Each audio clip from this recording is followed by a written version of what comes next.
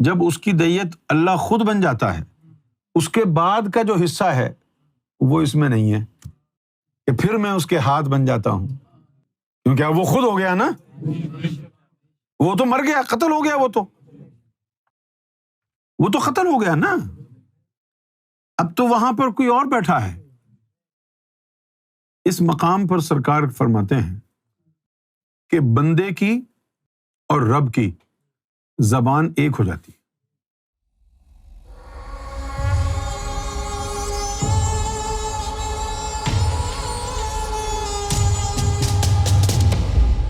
دل میں رب کی موجودگی کے احساس کو دائمی کیسے کیا جا سکتا ہے؟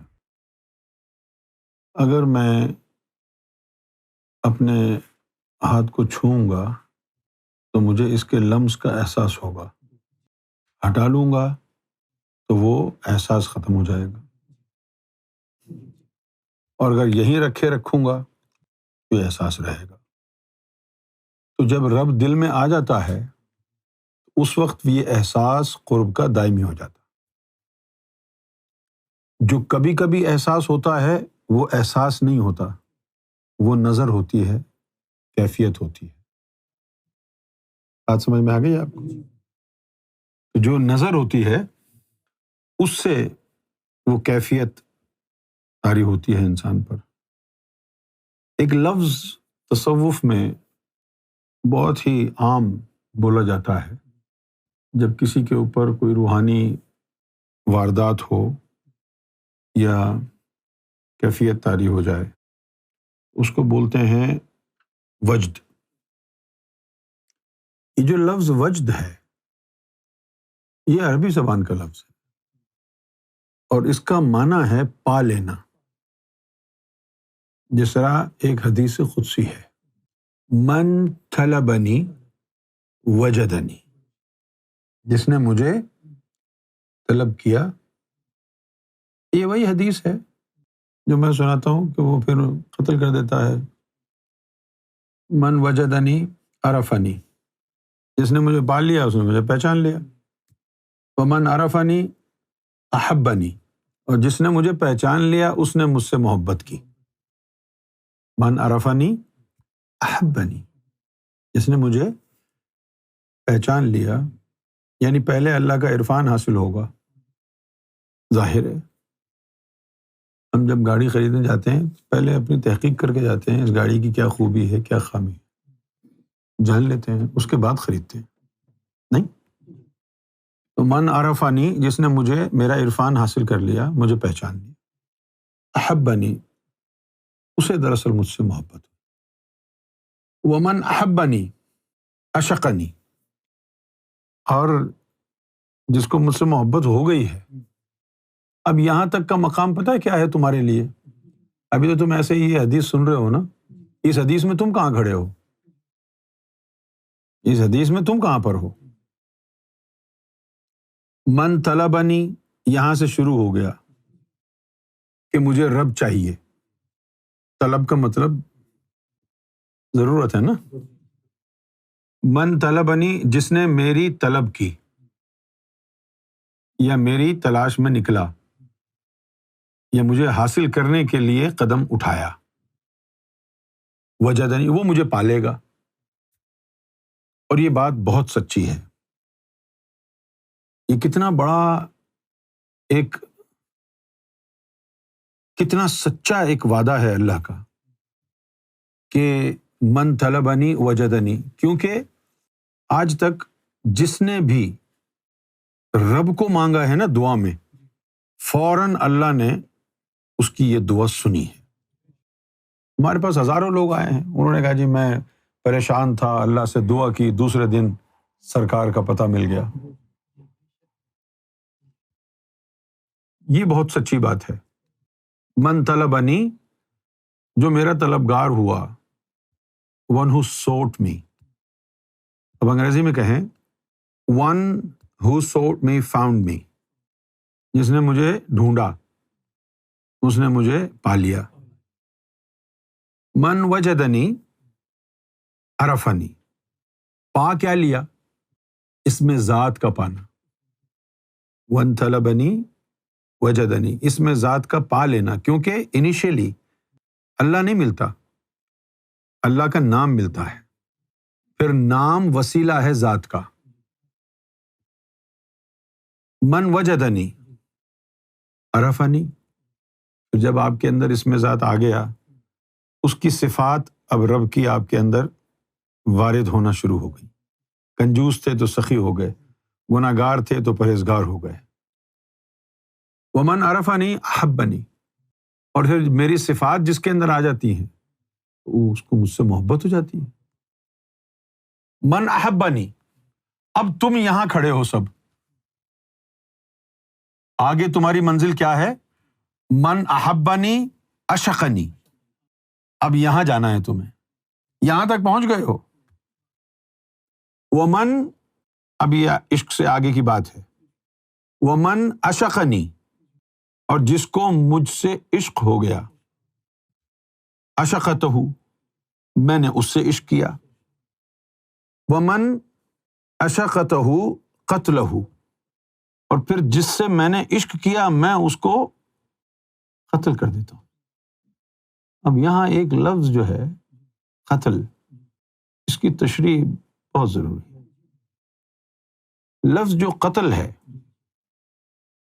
جس طرح ہم اس کو اردو زبان میں استعمال کرتے ہیں، اس کا ایک ہی مطلب ہے، کسی کو مار دینا۔ لیکن لفظ قتل کا مطلب کیا ہے؟ قتلہ کر دینا۔ قتلہ کیا ہوتا ہے؟ ٹکڑا۔ تو اگر یہ کہا جائے کہ اس کو قتل کر دیا گیا، تو اس کا جو لفظی معنی ہوگا وہ یہ ہوگا اس کو ٹکڑے ٹکڑے کر دیا۔ اور اس کا باطنی معنی کیا ہوگا؟ اس کی شرح صدر کر دی، اس کی ذات کے مختلف ٹکڑے کر دیے، قلب بھی نکال دیا، روح بھی نکال دی، خفی بھی نکال دیا، اخفا بھی نکال دیا، انا بھی نکال دیا، سب ٹکڑے ٹکڑے ہو گئے۔ ومن اشقتہ، اور جس سے میں نے عشق کر لیا، قتلہ۔ اب یہاں اس حدیث میں یہ دونوں معنی میں استعمال ہو رہا ہے، ظاہری اور باطنی۔ اس کو وہ واقعی مار دیتا ہے۔ اور بتاؤں اگر تم کہو تو، یہ جو بات میں کہہ رہا ہوں نا، یہ آج تک نہ سلطان صاحب نے کہی ہے نہ کسی اور نے کہی ہے۔ حوالہ ہے، سلطان صاحب کی کتاب کا یہ حوالہ ہے کہ جب اس مقام پر بندہ پہنچتا ہے، یہ جو مقام ہے قتل والا، سلطان جس کو بننا ہے، کس کے لیے ہے یہ مقام؟ سلطان کے لیے یہ قتل کا۔ اب اسی میں سے مختلف درجات نکلتے ہیں۔ یہاں قتل ہونے کے وقت کوئی فقیر، کوئی عاشق، مختلف ہیں۔ اگر اس نے سلطان بننا ہے تو آگے باطن میں 2 شیر کھڑے ہوتے ہیں، وہ اس کی گردن اتارتے ہیں۔ وہ شیر کون ہے؟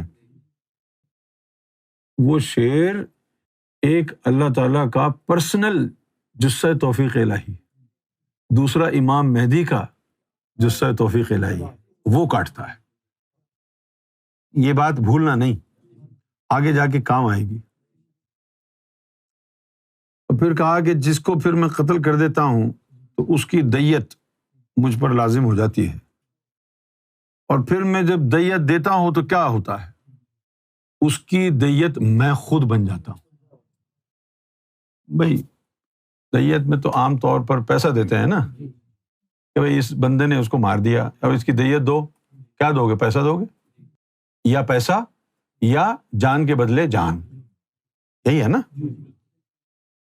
یہ تو پیسہ۔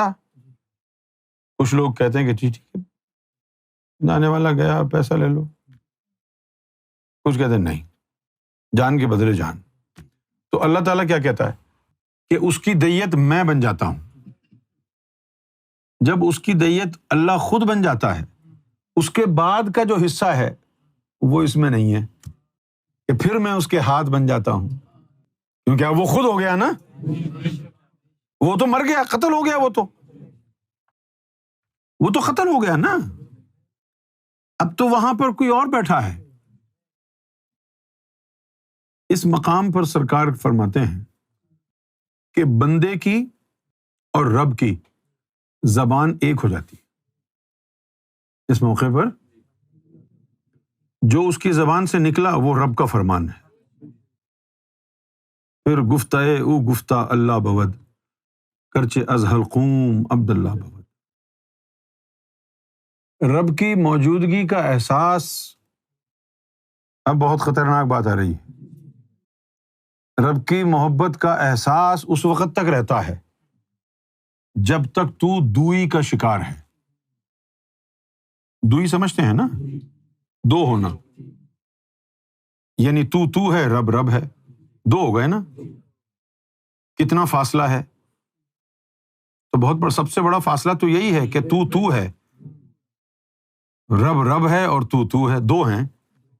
وحدت کیا کہتی ہے؟ ایک ہونا. اب یا تو اللہ تیرے اندر گم ہو جائے یا تو اللہ کے اندر گم ہو جائے. اب اللہ تو ہو نہیں سکتا تیرے اندر گم. تو بندہ ہی اللہ کی ذات میں مستغرق ہو جاتا ہے نا. اس کو کہتے ہیں بحر وحدت. کیا کہتے ہیں اس کو؟ بحر وحدت. یہی ہے توحید کا نقطۂ اختتام، یہی مقصد ہے.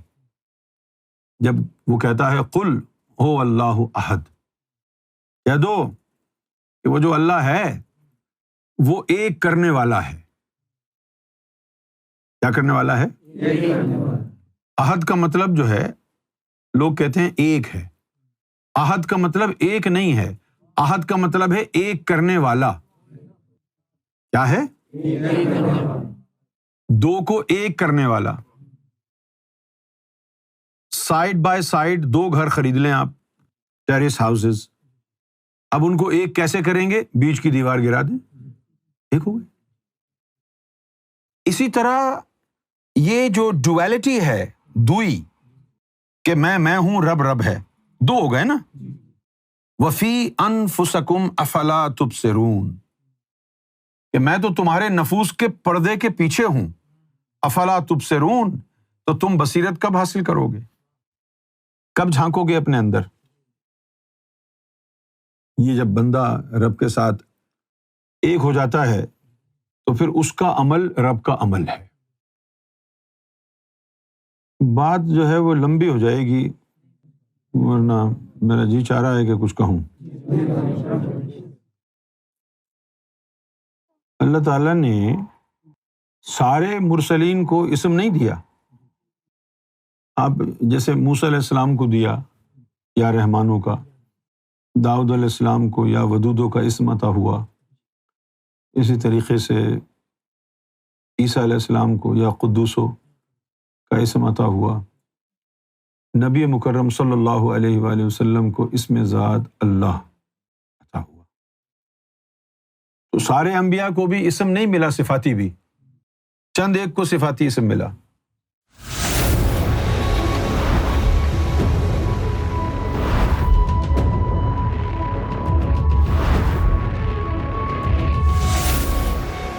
TV, the place to connect with God.